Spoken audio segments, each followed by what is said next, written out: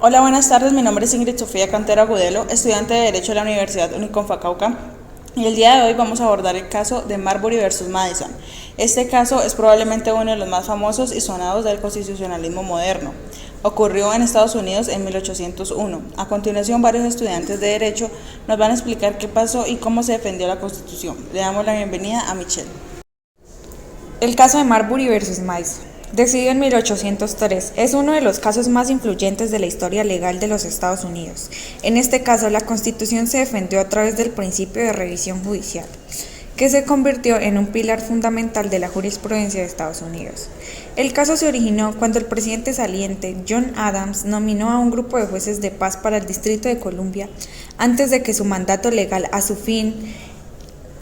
Estas nominaciones, que incluían a William Marbury, no fueron entregadas a tiempo debido a retrasos administrativos. Cuando Thomas Jefferson asumió la presidencia, su secretario de Estado, James Madison, se negó a entregar las comisiones de estos jueces de paz, lo que llevó a una disputa legal. Marbury demandó a Madison buscando un mandamus, una orden judicial que requiere a un funcionario gubernamental cumplir con el deber ministerial para recibir su comisión. La Corte Suprema, bajo el liderazgo del juez John Marshall, se encontró en una posición delicada. Si emitía un mandamus a favor de Marbury, podía generar un conflicto con el Poder Ejecutivo, pero si no lo hacía, parecería que la Corte estaba debilitando su propia autoridad. Para abordar el tema más a fondo, las estudiantes Isabela, Sofía e Ivana expondrán lo siguiente. John Marshall, quien para ese entonces se desempeñaba como secretario de Estado y debía certificar los nombramientos, extendiendo sobre los mismos un sello oficial, a pesar de que contó con ayuda para hacerlo, no tuvo tiempo para sellar los nombramientos y enviarlos a sus titulares.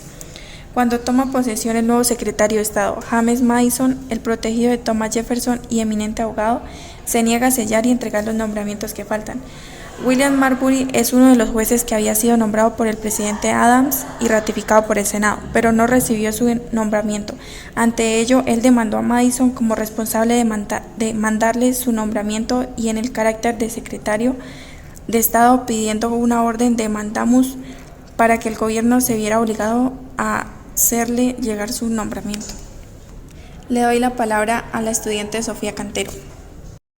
El 24 de febrero de 1803, Marshall da a conocer el fallo al nombre de la Suprema Corte. El sentido del fallo, cual expone mediante 3 preguntas fundamentales. 1. ¿Tiene el promovente derecho al nombramiento que solicita? 2. Si tal derecho o ese derecho le ha sido negado, ¿las leyes de su país le ofrecen un remedio? 3. Si le ofrecen tal remedio, ¿ese remedio es un mandamus que expide la Corte?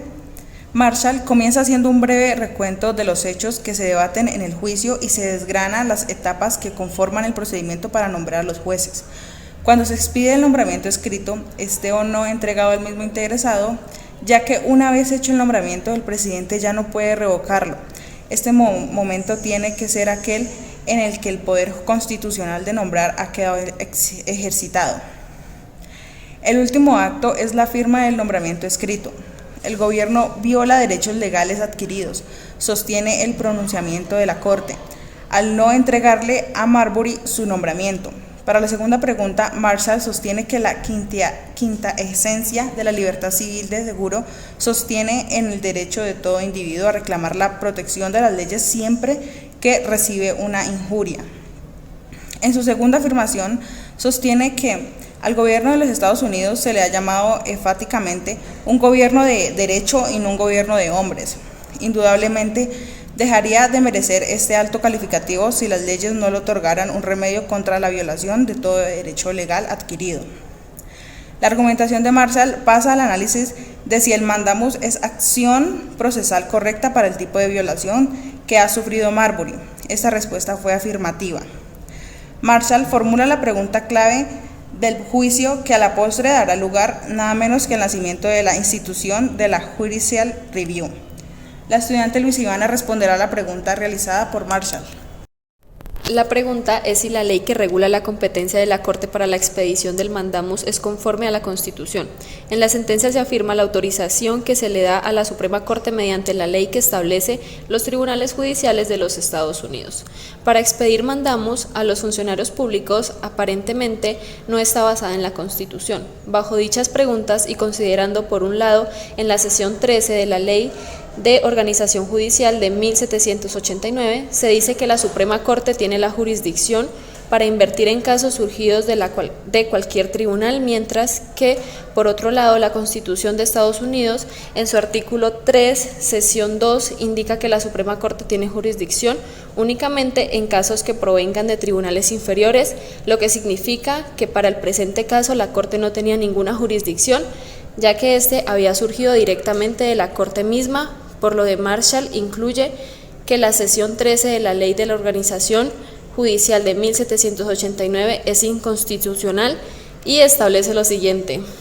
Primero, la Constitución representa la ley suprema de una nación que limita los poderes. Segundo, una ley creada por el Congreso contraria a la Constitución es nula y no puede obligar a los tribunales a obedecerla.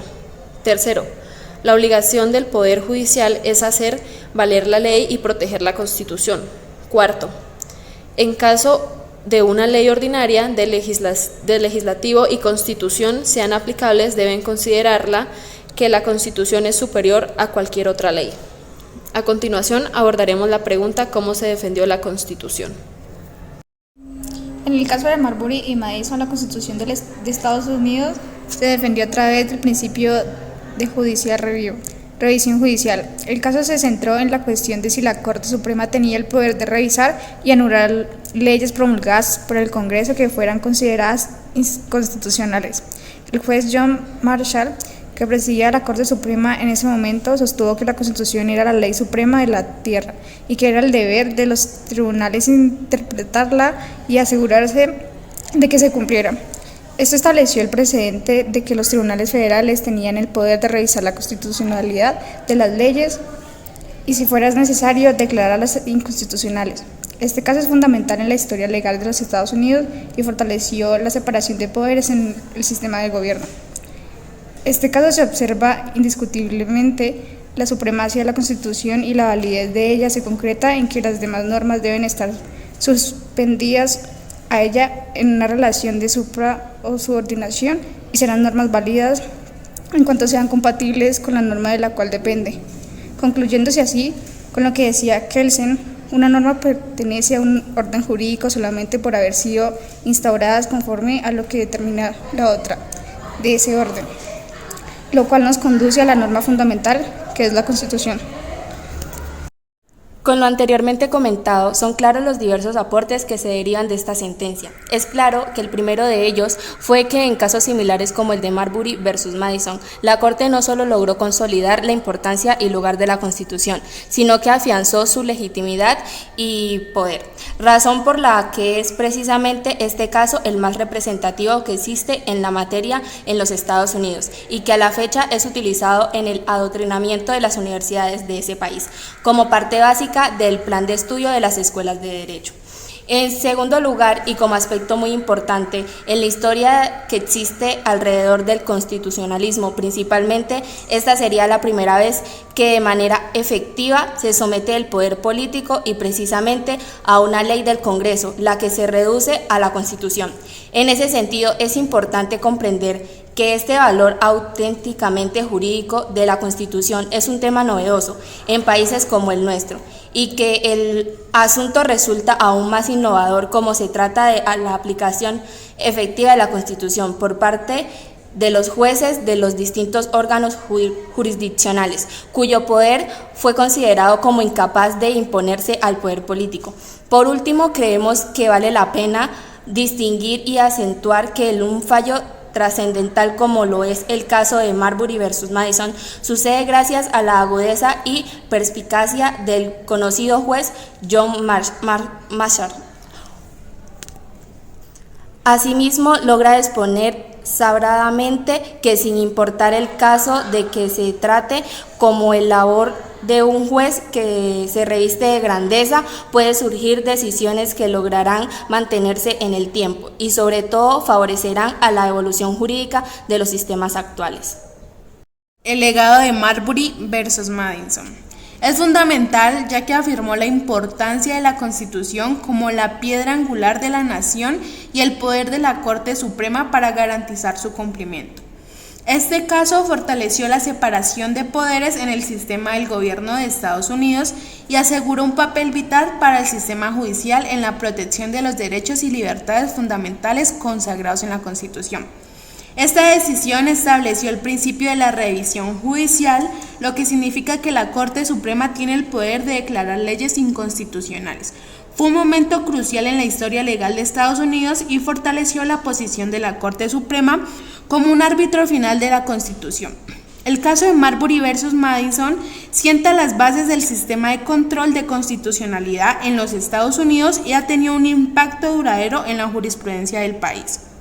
En el caso de Marbury versus Madison, la Corte Suprema se enfrentó a la cuestión de si tenía la autoridad para emitir un mandato que obligara al secretario de Estado, James Madison, a entregar la comisión de William Marbury como juez de paz. La Corte sostuvo que Marbury tenía el derecho a su comisión, pero también determinó que la sección del acta judicial de 1789 que le otorgaba la autoridad para emitir el mandato era inconstitucional.